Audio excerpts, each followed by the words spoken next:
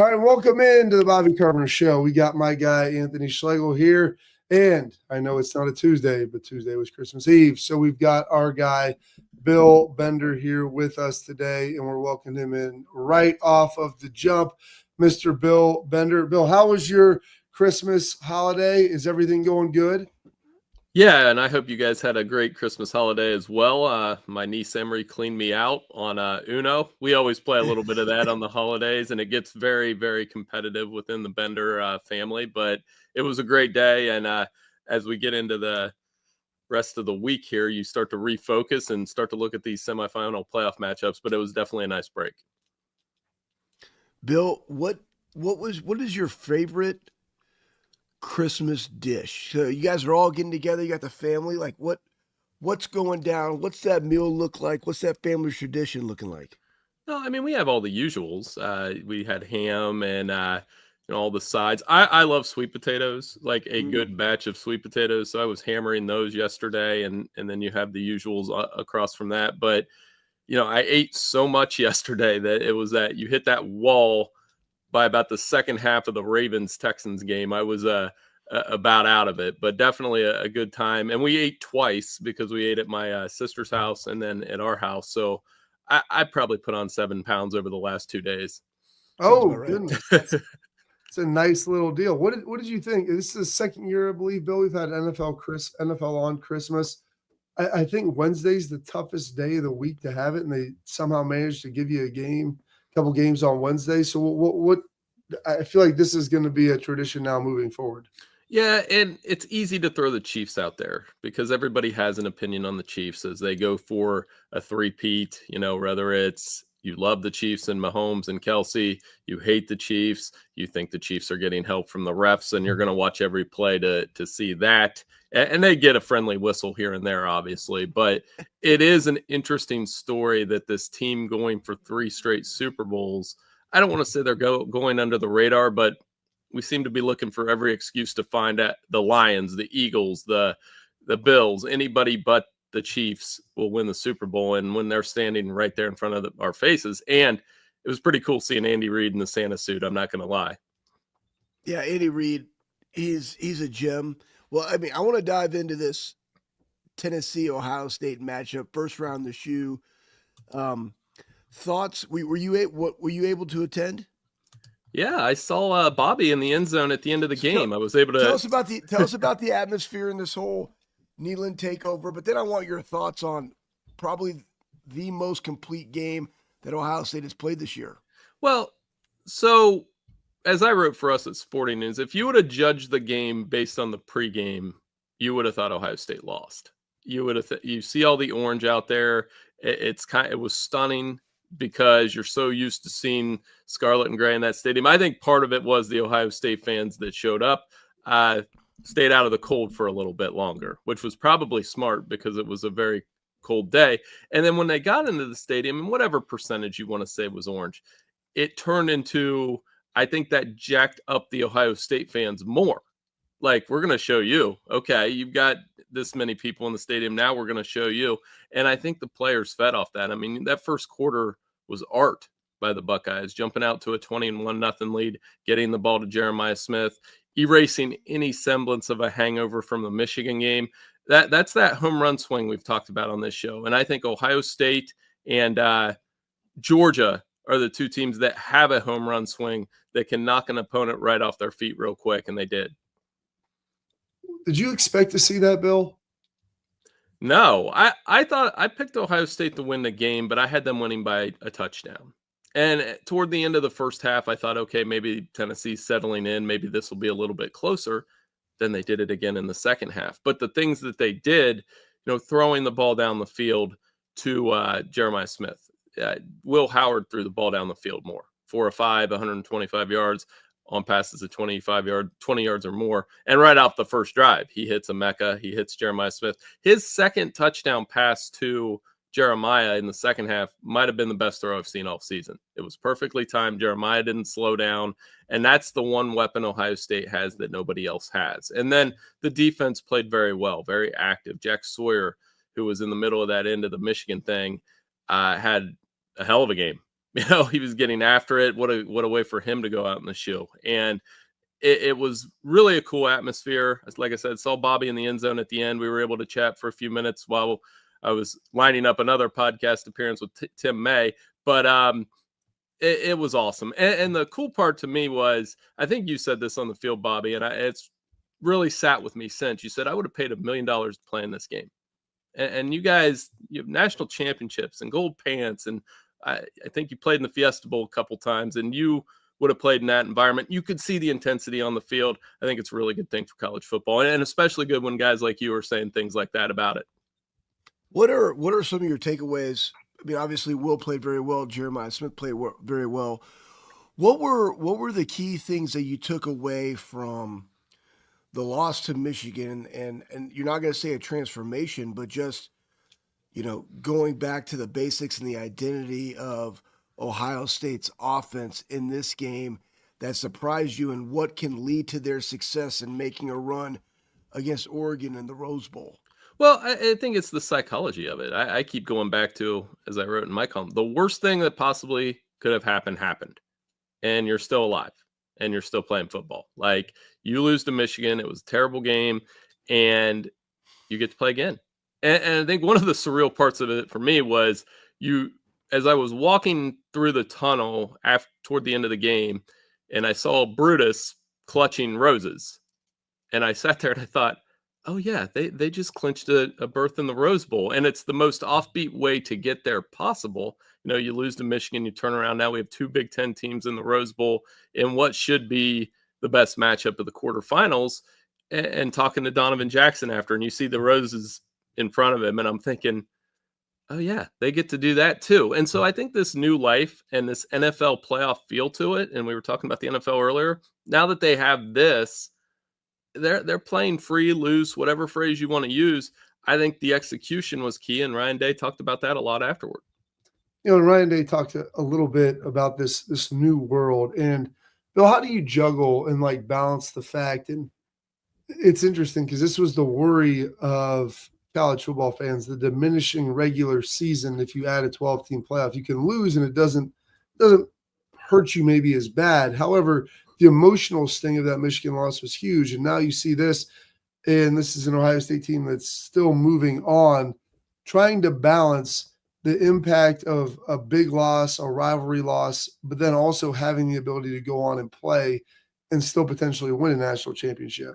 And in some ways, it's harder than the NFL when you really think about it, because they are college kids, and there is the transfer portal. There are guys ducking out of the roster. You have to do that. It's like doing free agency during the playoffs in the NFL. I couldn't fathom that. And for the other thing that was a little bit weird for me is I didn't like that we had to wait 3 weeks to see Tennessee and Ohio State. In this case, it may have helped Ohio State a little bit. As Ryan Day was talking about in the postgame, they got to figure out the offensive line, essentially. And that caught up with them after Seth McLaughlin's injury before the Indiana game. They didn't have a lot of time to really figure it out. Their offensive line, I mean, I'm not an O-line expert, but they looked really good up front. There wasn't a lot of heat on Will Howard. And defensively, that's been steady, and that should travel. And they're the ones on the spot to me against Oregon, because Oregon was the only team that really threw the ball down the field on them this season. And we'll see what adjustments Jim Knowles in that secondary has, because if they're flying around like they were on Saturday, they should be fine. Going into this second week, Bill, I was going to ask you another question, but I want to get there because we don't have too much time with you, and you're the best. But the second round preview, Georgia, Notre Dame, Ohio State, Oregon, Texas, Arizona State, Boise, Penn State.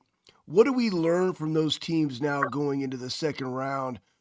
And outside of Ohio State, who's sitting in the best position? Yeah, for all the griping about the blowouts in the first round, I think I've been on this show and every other show I go on, say on any given year, 5 to 6 teams can win the national title. And in the quarterfinal round, those 5 to 6 teams are in the playoff right now. So I'm okay with it. I think the Fiesta Bowl is going to be great between Boise State and Penn State. Neither team has ever lost a Fiesta Bowl. Georgia, Notre Dame with the Georgia quarterback question. There's going to be a lot there. That will be very interesting to see if the Bulldogs can come through that. And Notre Dame, how did they offset losing Riley Mills? He was a big anchor in the middle of the defensive line for them. And that leaves Texas, Arizona State. Texas is really situated well. I know Arizona State was playing well at the end of the year, but the way Texas runs the football, their defense was active. 3 sacks, 8 tackles for loss, a bunch of pass breakups against Clemson. I think there's a reason why Texas is the betting favorite, and they're playing very well. And some of that is, we're kind of waiting to see who wins that Ohio State-Oregon game, because that team will probably jump up to the betting favorite after that. Yeah, it'll be interesting to see kind of how all that shakes out. I'm going to get into some of these all the games that we watched too, but your thoughts, Bill, on the home playoff sites. You obviously were at Ohio State. Notre Dame was Friday night. You saw Penn State, UC, Texas. The on-campus environments. Do you want more of that? Is that something you'd like to see go into the second round?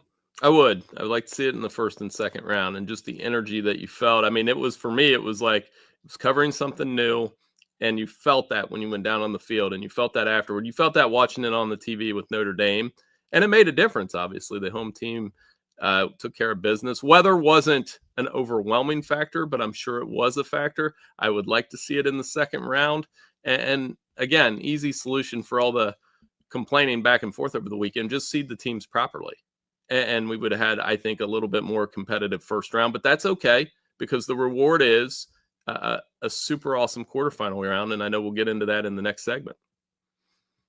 Absolutely, Bill. Okay, we'll take a quick break here. We'll dive into some more of those games, talk a little bit about what we saw, what we think is going to happen. But before we get out of here, this first segment, I want to tell you about our friends over at Export. Attention parent and athletes, protect what matters most with Export mouthguards, trusted by professional athletes and designed by NHL team dentists. Export mouthguards are scientifically tested to absorb those high-impact hits to protect both your teeth and your brain. Export mouthguards feature 3 layers of advanced protection, including patented use of carbon fiber. They're 3D printed, those bad boys, right into your grill for more protection, better performance, max comfort, clear communication, so you can focus on your game, not on your gear. Don't take chances with your safety. Visit exportguards.com/Bobby. Save 15% on Export. Protect what matters most. More with Bill Bender coming up next.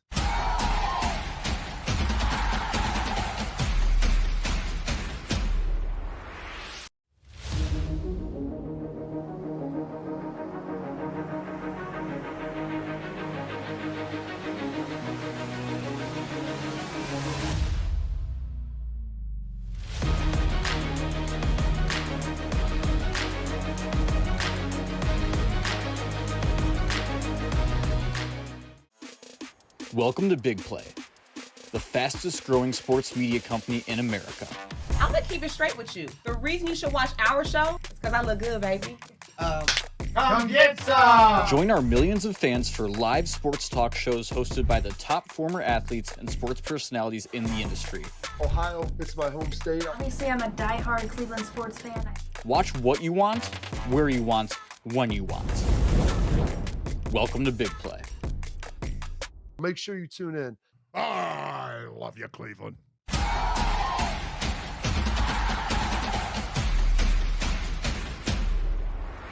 All right, back with Bill Bender now. And Bill, one of the things that we saw during the games, it was interesting, kind of came down Friday night, Saturday during the games, is the tweeting by Lane Kiffin and just, hey, thanks for giving us great games, CFP committee, all this nonsense. And people have asked me, I've done a lot of hits, like, do you think the committee got it right? And I'm like, well, there were some blowouts. I thought SMU moved the ball. They just turned it over.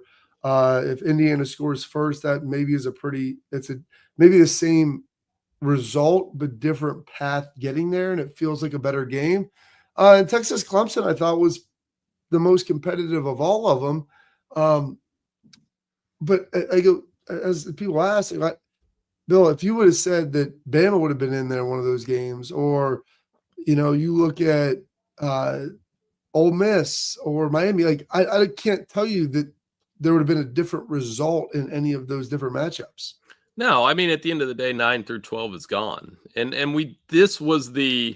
this clouded the rest of the weekend to me, because people were doing it in the press box, and people were doing it on social media all weekend, just saying that Indiana didn't belong. Well, I'm kind of with you. Had Curtis Rourke not thrown an interception in the first quarter, and then they get hit in the face with a 98-yard touchdown by Jeremiah Love. I'm wondering if that game might be a little bit different. Not saying they would have won, but it might have been a little more competitive. And the lashing out from the SEC schools, it's, well, your schools did okay over the weekend. Texas did well, and Tennessee got smacked around too. So that kind of silenced them a little bit. But to me, no, in the format that we have, the teams that are in are in.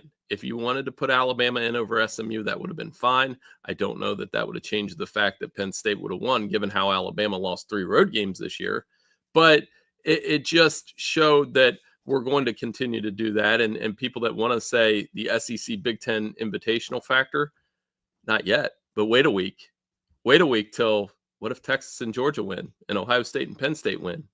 And we have an SEC Big Ten invitational in the Final Four. And I do think that's the case. I think those two conferences do have the best teams at the top, but I don't know how far down that goes.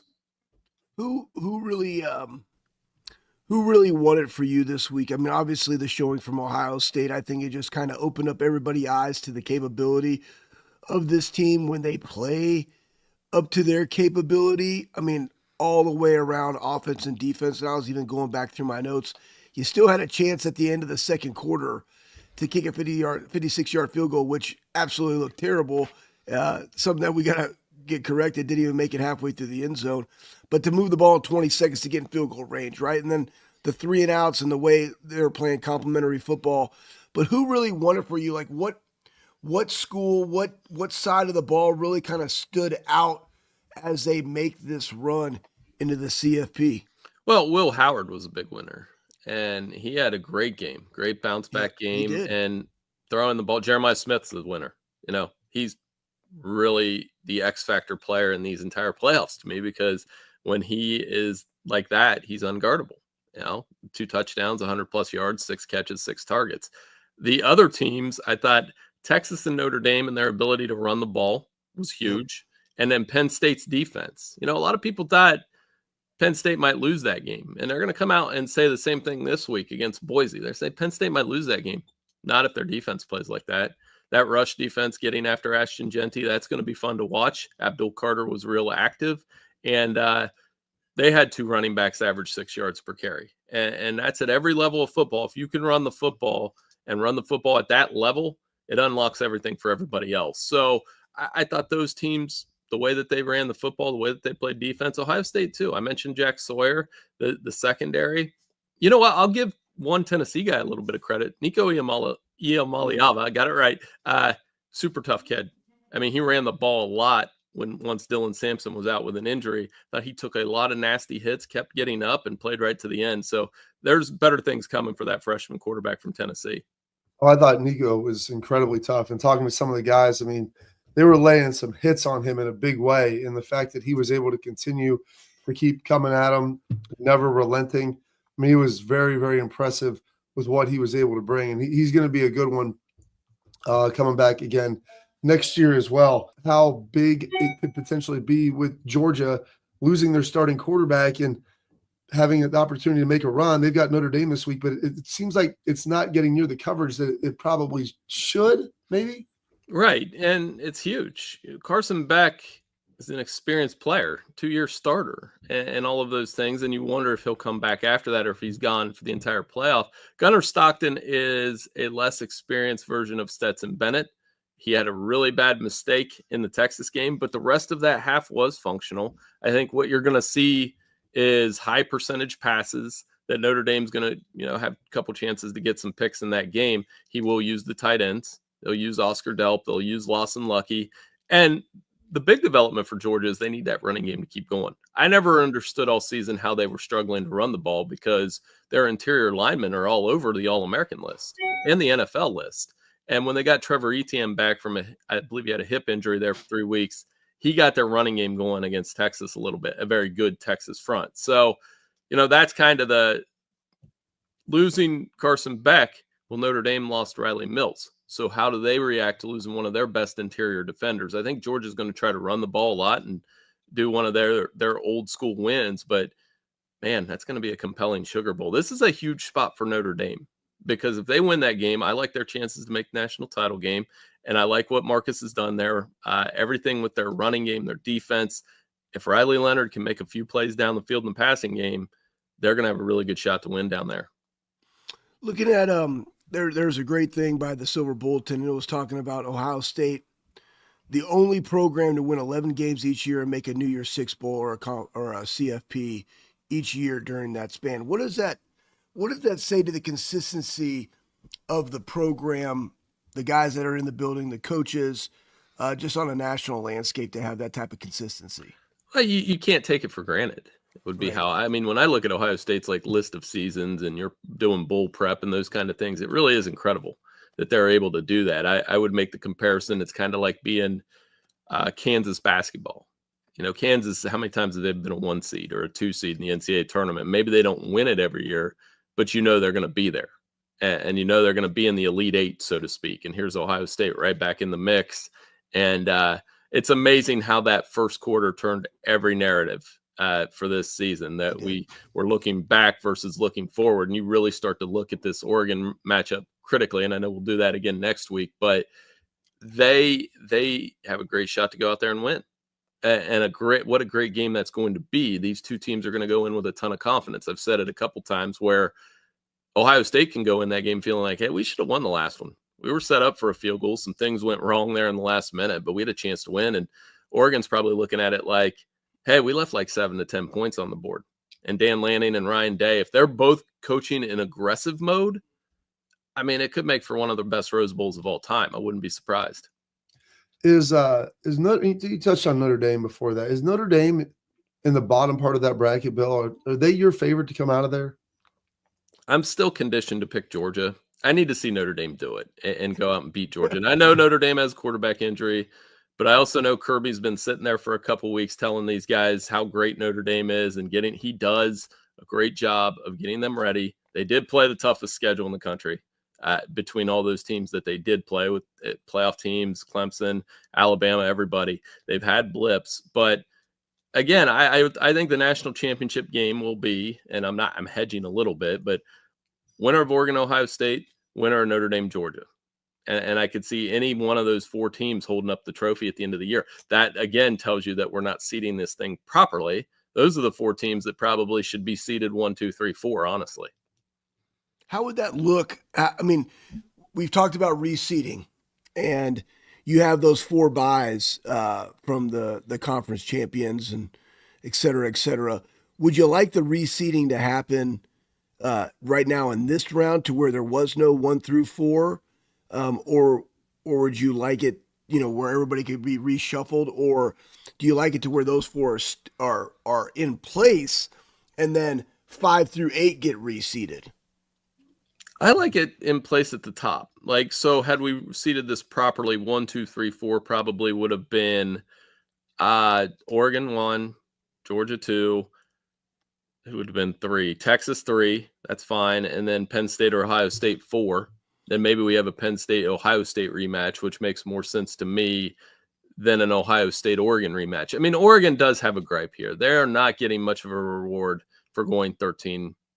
Right. And they really don't. And then their reward for winning here is they got to go through Texas. Now, once you get to the Final Four, you got to beat some teams. But I do think I would the 8-9 game, had they seeded it properly, instead of Ohio State, Tennessee, would have been Boise State, Indiana. And that, to me, feels like a real 8-9 game, whereas Tennessee, Ohio State was kind of like, Buckeyes are definitely underseeded, and it showed. Is it, looking at these games last weekend and now, moving forward with how you feel about these teams, I feel really good about the 4 that advanced and feel like those 4 might be the 4 to potentially move on. The momentum you get after winning a game, is it a situation, Bill, where you feel like you would rather play that first round now? I know the buys are important and you get to the second round automatically, but it seems like the ability to pick up momentum, play a game in your home stadium is, we'll see how that all plays out. But heading into those games, it feels like that might be more of an advantage than we're letting on. I agree. And we're going to find out. Sometimes when you catch that team in the NFL playoffs, I know it's hard to win out of the wild card.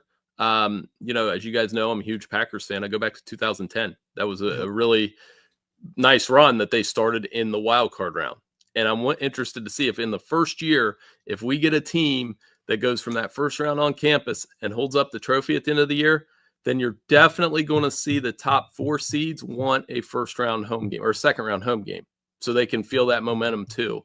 And that's one of the most interesting developments about this, because I love the on-campus environment, and maybe the games weren't competitive, but for those 4 teams that are in this next round, like you said, they're all feeling good about where they're at. Absolutely. Well, Bill, we appreciate you spending some time with us this day. After the day after Christmas, you were a tremendous man and a great family man and do a phenomenal job with Sporting News. Make sure you guys check out Bill Bender at Sporting News and all over social media at Bill Bender 92. Bill, enjoy the rest of the week, and we'll catch up again next week. All right, sir? Hey, I'll see you guys next week. Thanks so much. Thanks, Bill. There he is. Bill, one of the best. Great man, great dude, Schlegs. Phenomenal guy. We got more on the Bobby Carpenter Show here coming up next.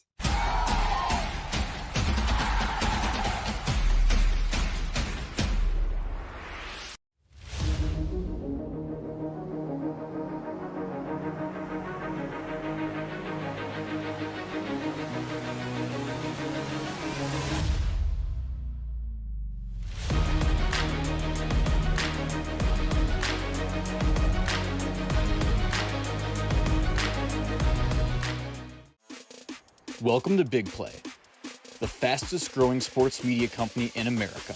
I'm gonna keep it straight with you. The reason you should watch our show is because I look good, baby. Come get some! Join our millions of fans for live sports talk shows hosted by the top former athletes and sports personalities in the industry.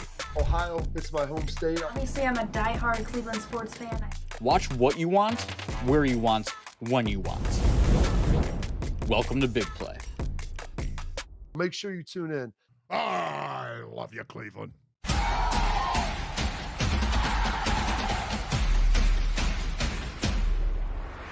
All right, Schlegs. You're in Dallas, Texas. You had Christmas. What was your best Christmas gift? Oh, my best Christmas gift? And what was your best that you got, and what was the best that you gave? Okay, best that I got 2 things. My Nana and Ricky gave me I got some sweet 1620 pants that I really like to wear to work and work out in, and I got this surprising poncho flannel that's kind of like brown with like some green on the shoulder. It just looks super snazzy. I'd say those would probably be that and some rat hole money that's going to go right to Vance Outdoors in some capacity. Best gift that I gave. That's a great question. Wow. Probably. Well, she's sitting right here, and I can't talk about it, but because I didn't do it. But best gift that I gave. Wait, hold on. There's a gift that you gave to Steph. I know. It's a different one. It's something that I'll talk about on another show when she's not just sitting right here. As to Schlegs' mind and like a schizophrenic cat. But hey, we found these blankets. Steph, there's these blankets. Where do you get those? Anthropology? Yeah, these Anthropology blankets. Like, they're so soft. We were passing those out like candy over Christmas because we found a great deal on them. And I'm old school. Like, I remember coming over to Ricky and Deborah's house when I was in high school and in college, and they have Afghans. Remember the Afghans, Bob? Yeah, my grandma uses Afghans. Yeah, the Afghans, like they had like holes in them, but they kept you warm, so there was like a breeze. Yet because it's like a giant sweater. It's like a sweater blanket. It was beautiful, right? But now we found these Anthropology ones, and they're super soft. I would say this for Christmas. The best part of Christmas for me is just being around family, watching kids interact. Feeding my fat face. We were watching old school VHS videos that Ricky had, like with an old tape deck, and like sticking those things in there. And my kids were like, "Dad, you look gross," because I was, this was probably the Christmas of 2005, Bob. And I had you and I both, and AJ had the long hair. How big was your face, dude? How big was my gosh, dude. My face and my body took up entire door frames. Let me just put it that way. It was quite comical. I should probably go in there and screenshot the size of this face because it was just like bowling ball on top of a keg. That's what it was. It it was quite disturbing, but yet, nonetheless, we've aged like fine wine. What about you? What was your favorite gift that you received and that you gave? Well, my wife got me those like I don't know if they're the Normatec. Rapid reboots, baby. Rapid reboots. Whatever. She goes, I talked to Anthony about these. So I give you the chance. I know what they are. Why don't you describe them to the folks? This is exactly what they do and the recovery that they provide. Well, it's just vasoconstriction, vasodilation, just closing and opening up, creating circulation into your limbs. The rapid reboot, I met those guys at the CSCCA conference. I think they're out of like the West somewhere. I want to say Utah maybe, but they just got like more power than the Normatecs and super convenient. They got a bag. You just throw those things in there. My kids use them. I love to use them. We have like the Normatecs at the Armory, but they're just great for all the things that you do, Bob. Again, recovery is really, really important. And it's the gift that keeps on giving because I'm sure your kids will use them as well as yourself. So that's why they're just so good. It's like a family gift, but for a dad, which is really what always happens. Yeah, what's interesting, like you mentioned, they'll probably on the utilization scale get used by me the least because I just don't have the time to sit there and lay around and do that. My kids will probably be using them more. So it's going to be a great gift for them. My in-laws are phenomenal. My father-in-law, he's rebuilt our boat dock. Half of it got destroyed. And he put all the receipts in a box and said, here, like, we're going to pay you for this. And he's like, no, we got you. So that was our Christmas gift. Nice. Yeah, Merry Christmas. It was awesome. I'm like, that's tremendous. Finding somebody to do it, finding somebody to do a good job. That was huge. And then I gave my wife, I got her a Burberry coat. That I think she liked pretty well. Seems good. And then my son for like his combo birthday Christmas, because his birthday is December 1st, we're building a computer together. So almost everything came in. It's pretty sweet, like sweet graphics card, a mother bike. It's super high end. Our guy, Kenny Parker Schlegs over at Ohio State, him and Luke have built a couple computers. So they gave me all the stuff. I've got it all piled up here. And someday over the next like week and a half, we're going to sit down for like 8 hours and put this bad boy together and try to figure that out. So that's fun. I'm pretty excited to kind of figure that out and see how that's going to go. But that is probably, those are the two best gifts I gave. That's probably the best gift that I ultimately received. That's went to Hyde Park on Christmas Eve, like we always do after church. We've done that like the last 3 years. Had a nice big beef tenderloin and a pork tenderloin yesterday. Paris came up, and then we went and watched the movie Homestead, which I feel like you might enjoy, Schlegs. It's a pretty quality flick, great message, and little like doomsday prepper, end of the world survival stuff. And it was pretty good. Court recommended it. And I think I took even Caleb went. He hadn't gone to a lot of movies with this. He's only 8. So my youngest, but the older kids loved it. My parents liked it. It was a solid story and a lot of fun. Love that, man. Yeah, we had we did a thing before Christmas at the farm. This was probably the best gift because it was a gift for everybody. But we did family photos of Steph's sister's family and Ricky and Deborah all at the farm, and finally got to see what those look like in print. Again, making memories, seeing all the kids and how they've grown. Super fun. We'll have to check out that flick. I will say this. I believe, so every Christmas on Grit, which is like this Western, channel, they play all of the Clint Eastwood spaghetti Westerns. And all of those, my father-in-law and I always watch those. But let your dad know, I believe New Year's Eve is like the John Wayne Fest. So I can't wait to watch that coming up with all the John Wayne Westerns on New Year's Eve. That's going to be tremendous. All right, put a pin in that. We've got some big stuff coming up. We got our headlines. What does it mean, Schlegs, to be fake tough? We'll find out next.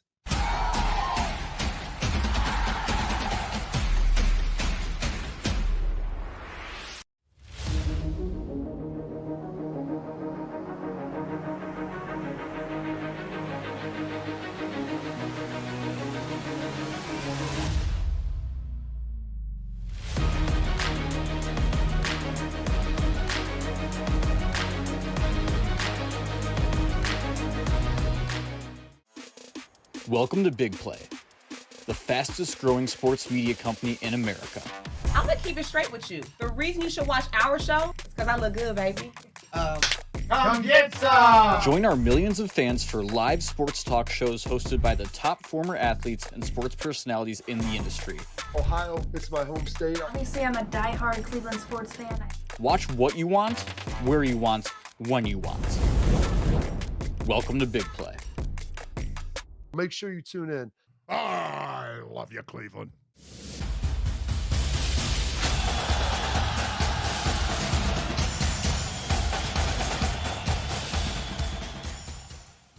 All right, Schlegs, we talk about the fake tough trend and what that looks like. And it was a little bit cold. And I'll be honest with you, I was talking to some of the guys over at practice, and some of the Tennessee guys were freezing, especially some of the defensive backs, I think, late in the game. And I think it impacted them a little bit. Like, Tennessee came out, they wanted to kind of prove a point that the cold wasn't going to bother them. And I feel like whenever you make a big deal about something, Schlegs, it means that it's in your head a little bit more. And have a take a look at that, Schlegs. But it seems like that was something that was talked about. Tennessee wanted to prove to everybody that they were better than that. And, oh, there we go. There's those guys. Look at those beefy dudes, Schlegs, walking around. So beefy. So here's the thing. Here's my whole thing about pregame toughness, whether stick with your routine. The routine's the routine for a reason. And you've done it for, 12 games now going on 13. And, Bob, like, we didn't wear shirts, undershirts during the game, like sleeves, right? That was the thing. Like, you just don't wear sleeves. I remember I played AJ in Lambeau. It was -10. I played a couple games in the negative, in the negatives when I was at the Air Force Academy. Never wore sleeves. Guess what I did do? I wore one of those like really hot turtlenecks under, then I cut the sleeves off, right? So kept the core warm. But when you go out there and you warm up, I don't need to be feeling the cold for 5 hours of the game or 4 hours of the game. I just need to feel it for the 3 hours that I'm going to be in it because I want the routine to be the routine. And when you, like, to your point, when you make it a bigger deal and you try to prove a point, maybe it's to yourself, maybe it was to the other team, but it just gets you out of the routine. And to me, it's always about the routine. We talked to Maurice about like what he listened to or what you do pregame. Like those things are the constant because your body is prepared for that. How you get your sleep, how you wake up, what do you eat before games, how do you go prepare for 4 games? That's not the time to make a statement. The time you make a statement is when you put the pads on and when a foot hits the ball. Like that to me is always the point. I'm not going to say that these guys weren't tough. I'm not going to say that the weather had an impact. But when you do make a statement like that, you know that they're thinking about it. And again, just go with your routine and keep the main thing, which is playing great football between the whistles. Absolutely. And you can see him making a big deal about it. Someone who did play great between the whistles. Offensive line dominated in that game, and we talked about it, Schlegs, how well they were able to play. Donovan Jackson. Yes. And I don't feel like he's really getting the praise that he deserves because, he was an All-American guard. Throw him out to tackle and just, lock it down. He's got it, and it's all easy. Well, it's not that easy to be able to go do that and have that success. You go look at what he's done. 34 pass block snaps, 0 pressure allowed, 83.2% grade by PFF against Tennessee, and he has been really stinking good at left tackle. And it's probably, Schlegs, increased his draft stock immensely because now he's a guy that you probably view that can do more than just play on the inside. Yeah, it definitely helped him. I think having him on the left side obviously helps whoever they play at guard, whether it's Luke or Austin leg drive. I know Austin Severfield, but I think it helps them, right? And then you also got Carson in the middle who's played a lot of ball, but having that kind of combo, that's why it was so good when you had Seth there, whoever the other tackle was, but before Josh got hurt and then they had to bump him out, like that helped the offensive line. But the biggest thing in this game was how would Ohio State do running the football and in pass protection versus Will? Because in the 2 losses of Tennessee, I believe they had 0 sacks. They might have had 2 sacks versus Arkansas, but they didn't get a ton of pressure, and both those losses were on the road. And if you look at this game and what they were able to do to give Will Howard time to be able to throw those deep balls and some of the deeper crosser routes and the plays that took more time to develop, they gave up 0 sacks. Like that was the game. You rushed for 156 yards versus an outstanding Tennessee defense, top 5, top 10 defense in the country. You gave up 0 sacks in this game. That's going to have to, go into, and that's what it is, right? It builds confidence for them. What Bill was talking about, going into the next game versus Oregon, who we know has a really good defense. They're a top 20 defense, top 15, maybe getting after the quarterback. They're going to do some things up there. Tosh is going to have a really, really good game plan. But to have that momentum and that confidence of how they've been able to reshuffle this offensive line really bodes well. And Donnie's a main factor in that. Donnie's been great. He has been absolutely a stud and done a tremendous job out there, and just like set it and forget it. Don't even worry about it. And kudos to Fry. Kudos to Fry, man, for being able to do this and develop these guys, man. Well, one of the big things with offensive line is you want guys out there like play confident and play tough. You do those two things, and you'll be successful. And one of the other guys that they started working in, so we're talking about Luke Montgomery and what he was able to do. And so they basically rotated Austin Sarafeld, Tigger Shabola, and Luke Montgomery, like kind of 3-over-2. And Austin kind of switched back between right and left. He played some left. Luke went in at left. He flipped over to right. Tigers came out. But Ryan praising Luke and kind of what he brought, Schlegs, to that game, the physicality, the toughness element that he brought there. Let's take a listen to Ryan of what he liked. You don't notice the guards. They're doing pretty well. I noticed Luke's energy, toughness, and edge. I got to watch the film and see how he did. But, we blocked them much better in this game, and they have a good front. I thought we got some of the gap schemes going, some good double teams. It wasn't all perfect by any means, but and we'll have to continue to diversify going into the next game. But I thought we at least focused on the things that these guys could do well, and now we got to build on it. And they played with confidence. They played with energy. You could see after we scored a couple of touchdowns. I mean, they were jacked up and coming off the field with good energy. And the leaders of that group certainly is Donovan Jackson, Josh Fryer, and great to see Carson play well. It looked like, anyways, from my point of view, watching the game on the tablet, that he played well. So that allows us to have balance, and as you know, that's a huge part of it. It was awesome. It was great to see that. Big praise by Ryan. Huge for him. Awesome to see him praising Luke. That was tremendous. All right, we'll put a pin in that. Coming up next, we're going to have our tailgate talk brought to you by RealTruck, Schlegs, as we dive in to all of the unbelievable comments and the different things that are out there across the Twitterverse. All that here coming up next on the Bobby Carpenter Show.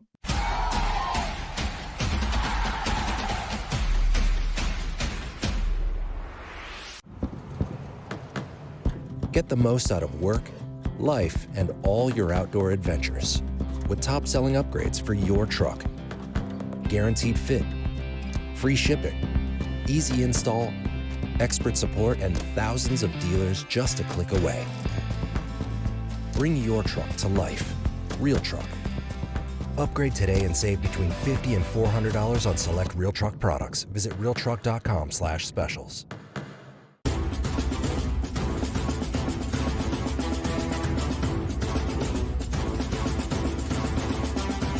All right, welcome back into the Bobby Carpenter Show, and excited to keep rolling along here, Schlegs, as we get to dive in to our tailgate talk by our friends at RealTruck and how tremendous it is and the excitement that we ultimately have. Go to realtruck.com, Schlegs.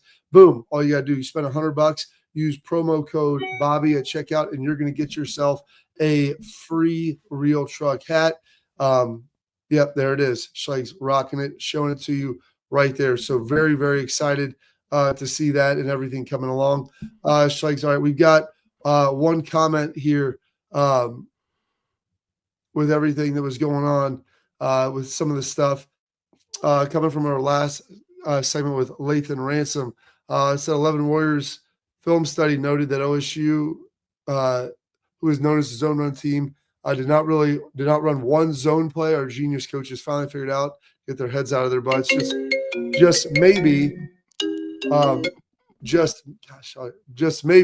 O-line disadvantage where our guys have been consistently caught on their heels, surrendering leverage early under their pads with inevitable TFL line of scrimmage. Urban Meyer noted later on BTN that they looked at the Michigan film. Boom. Basically, Schlegs was saying more gap and less zone scheme. Big time ball. What are your thoughts on that? Ryan's probably the best at making these type of adjustments. The biggest thing that was shocking in the Michigan game, you and I talked about it, Bob, was the lack of adjustment at halftime in that particular thing. And again, we discussed on the show ad nauseum, what do our guys do well? What on the offensive line allows them to play faster? And Ryan brought this up, and we don't talk about it enough. We talked about Donnie. Josh Fryer, guys, has played one of his best years of football to date at the right tackle position. It starts with those two. And that's where that juice and that energy and that toughness come from. And all week, for 2.5 weeks from that game, they heard about nobody believes in them. Where is this offensive line?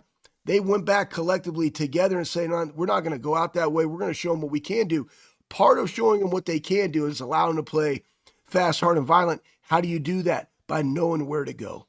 And when you have those pullers and the counters and the block backs, like, you know exactly what you got to do. On that cutback from Trey, that was Luke Montgomery bringing down, I believe it was a one technique, or he might have been a straight up two. Boom, down, and it created that cutback lane for Trey to take it to the house. That block back. So, and again, but he had great leverage. He was strong with his left hand, drove him basically a pancake. Trey makes a cutback, takes it 29 yards for a touchdown. But that was the entire game. And when guys know what to do, they can go do it really, really fast, as opposed to reading on the run. And that's what we saw in that Michigan game. So here's the difference. In this game, we played to our strengths. Offensive line-wise, guys knew where to go. Offensively in the passing game, hey, we're not going to put JJ as the one on the outside. We're going to bring him. We're going to put him in motion. We're going to put him in the slot. We're going to put him as a two on a trip side. Guess what? Now I got a safety covering him, right? What do you want to do? I can see exactly where they want to play. I'm going to line up G as the one. All right, who's going to cover him now? Now I got a safety. Now I got somebody, that's more physical, would be in the box, that's out of the box now. Or do I want to go corners over and run them over with Jeremiah Smith that already shows me what they're running, what's going to be open with that? Okay, boom, back out of the backfield. Anyways, I thought they played to their strengths, and it wouldn't be head out of your butt. It was just, we know what we got to do to win the game. We know what type of identity we have to win the game, and every game is going to be uniquely different. Excited to see what that identity looks like versus Oregon coming from that last matchup.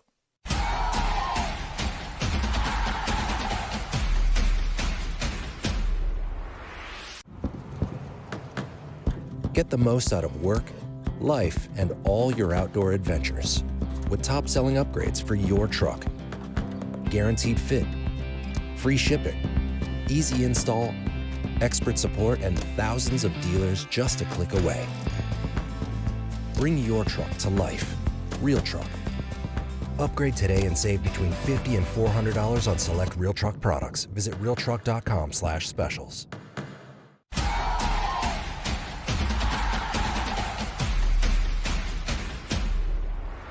Back here with a microphone this time, Schlegs. Yo, look at you, Pat. Look at you, man. Hey, I had to jump in here because Bobby had to run for the radio. But what's your final thoughts here going into our final segment, wrapping up the show? Hey, what's my time on this? What's my time? However long you want. Bob's gone on radio, man. You can take however long you want. Okay, good. So let's go. Hey, let's do this. Okay, so I want you to throw up the Fig Vrabes Finkus. Yeah, hey, stay on the thing with us. So here's where I want to go with this. But like, really, this is the beauty of college football. And I think sometimes in that portal space, we can lose what this is, which is the memories, the stories, the experience that is college football, that I would not want any of the kids to go and have the NFL experience because I lived it. All of a sudden you're in a linebacker room. Where's Jimmy? I thought Jimmy was doing good. Jimmy got cut. We had to bring in another corner. Like, that's not the experience you want them to have. It's different. I'm not going to say anybody to go chase their money or do whatever, but I think like this is a little like this memory right here speaks volumes and carries with you for the rest of your life, just like the experiences Bob and I share with you about AJ and all of our guys. Now, I will say this too. You look at Ohio State this season and what they're able to do in the portal with Seth and Caleb and even Josh before he got hurt. Those guys did a really good job of embracing the culture, embracing what Ohio State is, and Will Howard and our 100% Buckeyes. So there is a fine line, but that fine line is predicated upon the culture of the university. Anyways, Pat, jump on in here. I appreciate. Are we able to? Am I able to close the show out, Pat? Yeah, close it out, cool. man. So, hey, listen, everybody out there, please like and subscribe to the Bobby Carpenter Show. We truly appreciate you guys joining us on a post-December 26th, post-Christmas show. Pat, you're the man. We'll see you guys tomorrow live, 12:30 on the Bobby Carpenter Show. Tack and dominate.